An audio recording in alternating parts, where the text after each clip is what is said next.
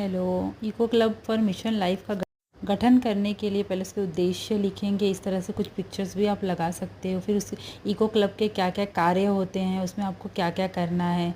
फिर इस तरह से एक पेड़ बना के मैंने बच्चों के नाम लिख दिए, उससे लाभ क्या क्या हो सकते हैं।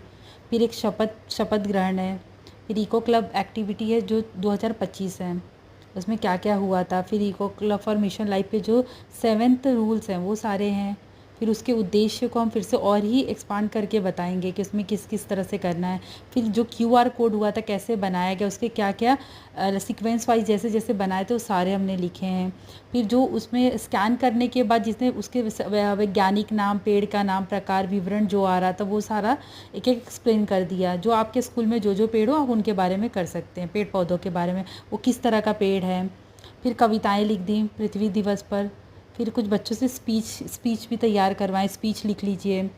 फिर इको क्लब में और किस तरह से आपने क्या क्या किया है वो सारा एक बुकलेट बना के फिर बच्चों से परफॉर्मेंस कराना। फिर वृक्षारोपण के फ़ायदे, औषधीय पत्तियाँ जो हमारे होती हैं आसपास जितनी भी होती हैं उनके बारे में, फिर वृक्षारोपण के फ़ायदे बच्चों को बताते हुए कि औषधीय पौधों के क्या क्या